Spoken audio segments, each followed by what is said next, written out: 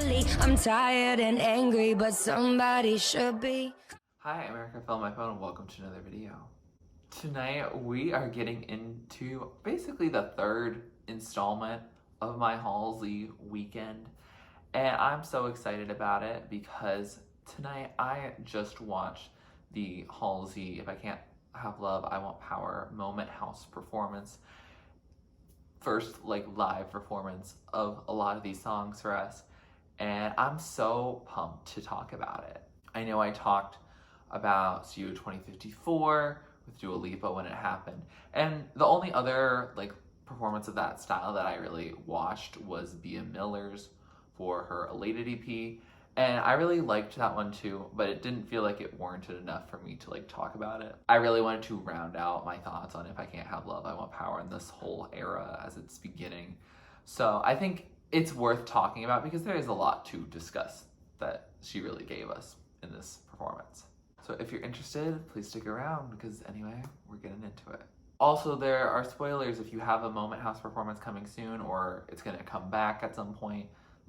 Be warned that I am going to talk about the order, what she performs, what happens in each of them, just letting you know. So first we're getting into The Tradition, and The Tradition is my least favorite song on the album, but it's not a song I dislike. It's still in the songs I like. But it is my least favorite on the album, but I think it sets up the album very nicely. I thought it was going to set up the film nicely, but it wasn't there for some reason. And so, I thought it was very interesting how that was the case, but I think it is nice that we are getting a proper introduction to this world she's creating by starting off with the very first song. In it, she really is just by herself, in a sort of time period related to the movie, ball gown, and it looks beautiful on her. It's interesting at the end how they strip her down of that to get us ready for the next track, but it was a nice way to introduce it. All the focus was on her. We were focused on her and how stunning she looked and how beautiful the song was, and it really got me in particular, at least, really ready for this performance and got me in the headspace for it. Next we went into Lilith, which is really becoming my favorite song. Honey and Lilith, they kind of go back and forth. I think I jam out more to Honey, but at the same time Lilith feels like if I play it again I won't get tired of it. I don't think it will get overplayed, whereas Honey, I feel like it could get overplayed just because of how much of an adrenaline rush it can give you. But Lilith was very interesting. She was just singing in a bathtub. I wonder how that helps with her vocals. I know that a lot of people comment on Halsey's breath control and voice control and how strong they are about doing that. And it's very evident throughout this entire performance, as if you've seen it, you know. But I think this gives us a nice precursor to it. The song was a bop. It didn't sound super different. I do like that they still gave filters on her voice when she says I've been corrupted. I thought that was a very nice touch and made it feel even when we were listening to the original track and have the same corruption, we still felt that and thought it was still clever within a live setting. It was also during this moment that I realized that this was definitely not even close to live, because she was clearly pregnant in it, which I love that. I love her, again, showing off and not being afraid to show off, the fact that she's pregnant. And I wonder how that affected vocally. I think she probably learned a lot about singing in a different way through that, and still giving major kudos to her for that. Still very impressive.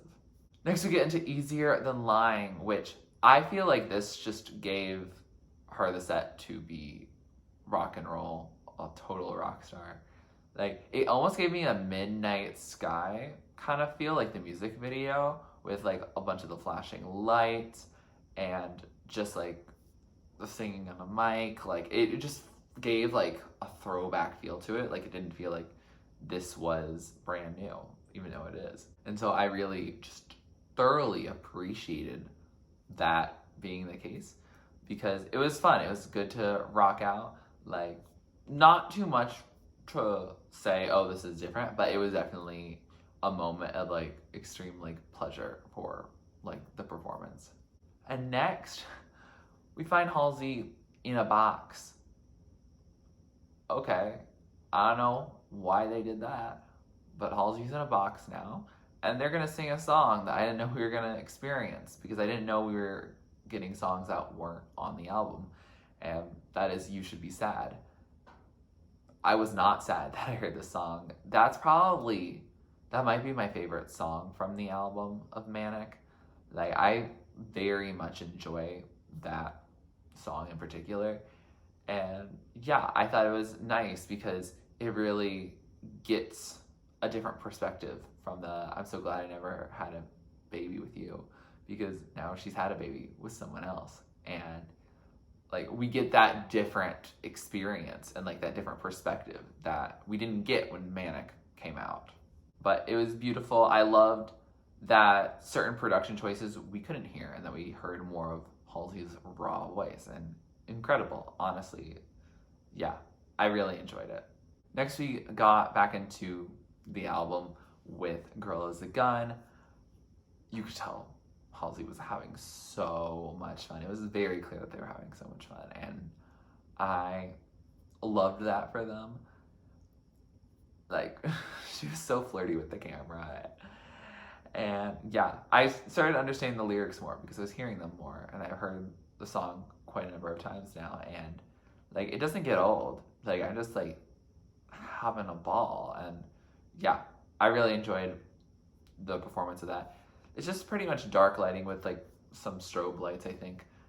Not too much like big, but I think it just allowed you to dive into the song and just jam out, rock out. Again, a lot like Easier Than Lying, but even like less like theatrics in it. But definitely much more like playing with the camera and very much like, oh, hi. Then we throw it back again to Nightmare. This was a welcome surprise because a lot of people were comparing this album to Nightmare in terms of production and everything. And a lot of those lines in it, the "I'm tired and angry, but somebody should be," especially, or "No, I won't smile, but I'll show you my teeth." Like, a lot of those lines, it's just like what we love and crave from Halsey. And it's disappointing that it never made it on Manic, but I think it allows Nightmare to some degree be associated with this album, and I will take that because yeah, it was very nice. And I also really love how I saw a live performance of Nightmare before. I think it was like in the BBC Radio 1 lounge or something like that, and it was also apparent here the way she looks at the camera and like says the line, "I'd rather be a real nightmare than die unaware." That whole like bridge, I think it's very evident that they have like a lot of thoughts. Like, there's a story there, and it just gives me everything, really. And yeah, I really enjoyed that. It was definitely like, the strobe lighting got a little bit more, and it got a little chaotic, but I'm not gonna be complaining about it. I'm thankful that lights don't bother me too much, and like it was definitely, I feel like, what we needed for Nightmare. Next, we get into "You Asked for This," and we asked for this because the song wasn't in the film, and apparently during the streaming event that happened afterwards, Halsey said, "Oh, like, I really wanted to have the performance for You Asked for This because it's like one of her favorites, especially that didn't make the film itself." And like, I really liked it, especially because with my synesthesia, my chromesthesia in particular, like I had pictured like a purpley pink, like dominating the song entirely. And like it was this like pink light that was pretty much just on her this whole time. And it felt just right and very fulfilling and satisfying that the color I would have chosen is pretty close, just a couple shades off maybe, of what Halsey chose. Like, that was very satisfying. And I was glad that the picture in their head was very similar to the picture in my head. I still stand by the fact that I think that the song itself is very much like a B-side of like a old like rock emo album, and I think it sounds good here because of that, and I think it worked with the concert, which really started feeling like a rock concert rather than like a pop concert. Next we got into Darling, which 180, I really didn't think she was going to perform this at all. Like the fact that we were really just going off anytime we could, and even You Should Be Sad, which was the lightest in production up to that point, like they beefed up some of the production, and they also like it connected in terms of the anger. But Darling was just such a sweet, nice thing where she's just like chilling underneath a tree and like kind of forest vibes. I really love that cottagecore aesthetic. I thought it really worked with Darling. I didn't realize how well that would work, but it really does. And now that I see it, I can't really unsee it because it was just so beautiful. And she was really like singing a lot to the camera, made us feel like we were either her kid, or maybe that the song has an additional message of being for the fans. Like, only we have shown her how to love being alive. I still stand by it being about like kid, but at the same time, like it felt nice and it felt like a little bit of a love song to us, so I'll still take it. Then we get even sweeter with Honey. Sweeter in a much different way. I'm glad that this is being shown because Honey was definitely my favorite that didn't make it into the film. And I was so happy about that it made it here because first of all, I think everyone like who is not straight loves this song apparently. Yes, because I loved that. Like I love every second. It's fantastic. Like I still stand by that. And yeah, I really loved her performance of it. Because first of all, it was just like, good rock, good pop punk, just good having fun, good WLW vibes. It was just queer non-straightness that we just really love to see. And then there's Honey. Just straight up like Honey being all over them. I don't know where the honey came from. I didn't really see it enter the screen, but it was there and it got sticky, and I am just trying to figure out how they were able to sing with honey on their nose, on their mouth, on their mic. Like, how did that not affect the vocals? I don't know. Was there a different take where there wasn't honey that helped with that? Probably not. I feel like Halsey wouldn't be disingenuous like that, so I'm just going to trust that that was still how it was done. But it was very incredible, and I'm really in awe about that in particular. My awe continues with I Am Not a Woman, I'm a God, because instead of honey just getting all over them, it's blood. Like, I assume fake blood, because why would you use so much real blood? People need that. But it was very interesting to watch as she's singing. Like, there's like a minute of it just being like pretty chill, but then the blood just is oozing. It's just like coming all over her, and wow, that's a lot of blood. Like, I'm glad I'm not squeamish to that, because like, wow, that was just like, didn't see that coming. And I know that Halsey loved how that turned out, but also like, they said it was hard to maintain their focus when blood is being just like splashed onto you. I understand. Not empathizing, but like, I understand how that would be hard. So good on them for making it work. And yeah, I thought it was a very powerful demonstration of her vocal abilities. I mean, that plus Honey, plus Lilith, plus You Should Be Sad when you're kind of claustrophobic probably, plus all the strobe lights. I feel like I would just get so distracted, but she didn't, and I really applaud her for that. And then the last song that we get is Gasoline. Oh, when the instrumental came in, like before we even saw her and got prepared for it, I was like, I was just so bummed because wow, we got a song updated, and I think Gasoline really signifies this era. It's a song that I think of in her old discography that I think really works with this aesthetic. Not necessarily sonically all the time, but I think in terms of the messaging, I think it works. And I think it was a really cool finale because a lot of the people that watch this stream, I wouldn't consider myself someone who really knew much about Halsey in like her Badlands era. I definitely came to like appreciate her after Hopeless Fountain Kingdom had been out for a little bit.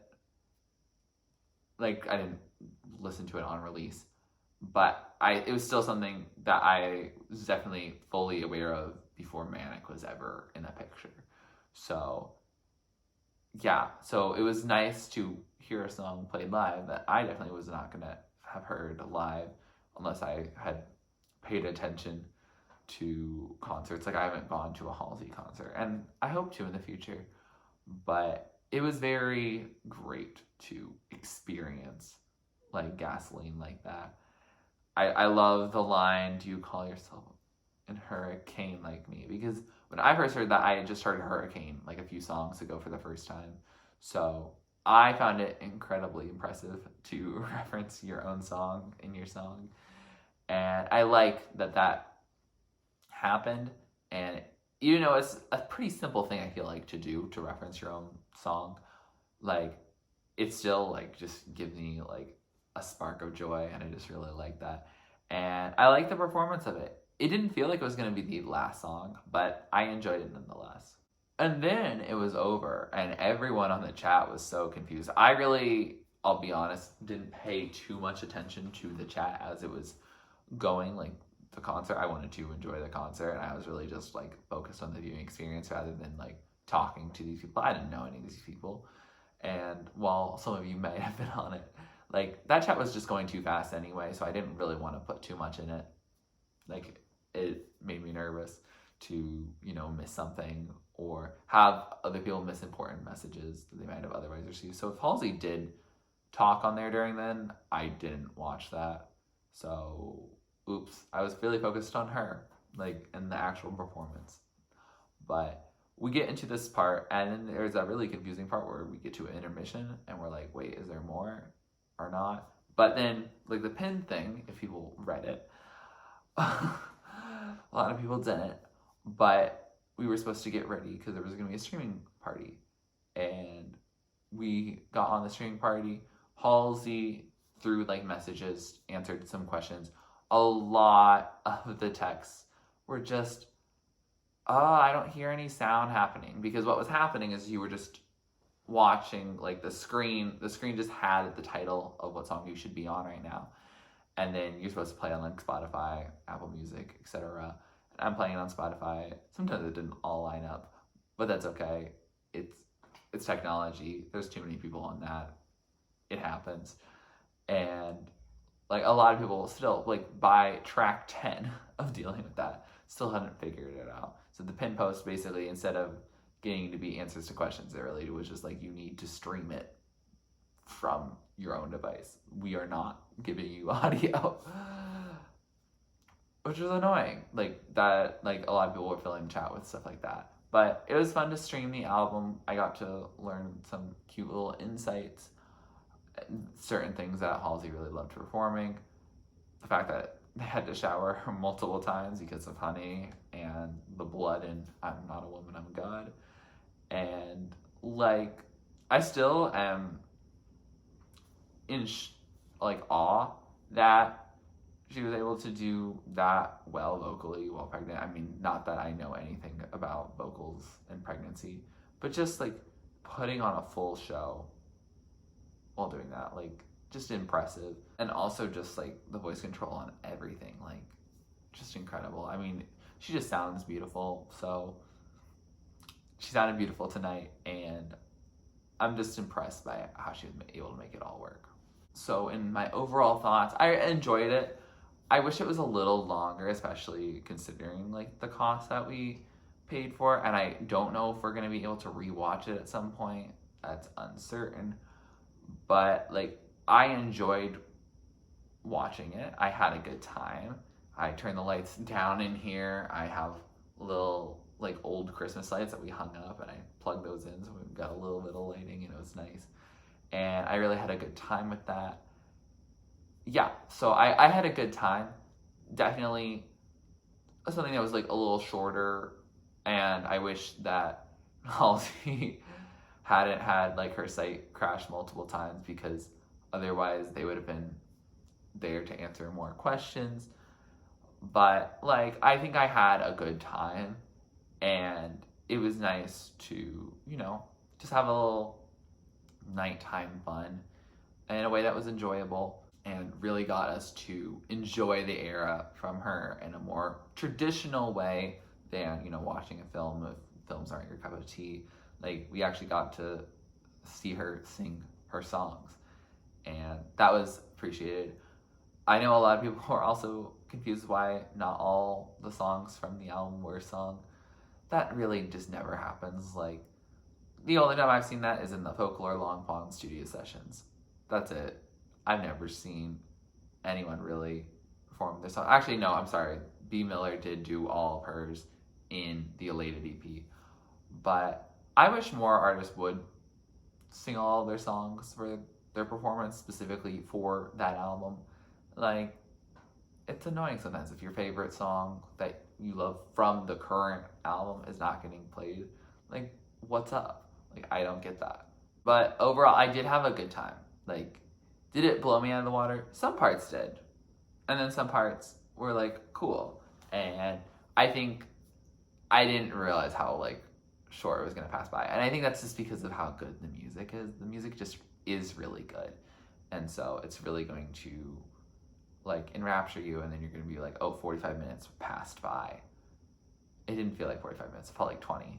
So, like, yeah. I liked this taste of this era. I hope that she'll get to tour with it, and I hope to be able to be on that tour as, like, a person watching, not on the road. Although, Halsey, if you need a groupie, count me in. But anyway, what did you think of this performance? Did you enjoy it? Do you think it was worth the cost? Is it something that you hope to rewatch in the future? Like, what do you think of this whole era? Like, what song was your favorite performed? What song did you wish was performed? Like, tell me all your thoughts. I want to hear all of the thoughts. If you like this video, please like it, please comment down below, let's like me react or listen to next. Please subscribe to my channel if you're not already and you'd like to be. And thanks for watching. This is TurtleStormer. Catch you later. It's storming turtles from out of the sky. Turtles don't need to know why. Smile big, open your eyes. It's storming turtles, it's storming turtles from out of the sky. Turtles don't need to know why.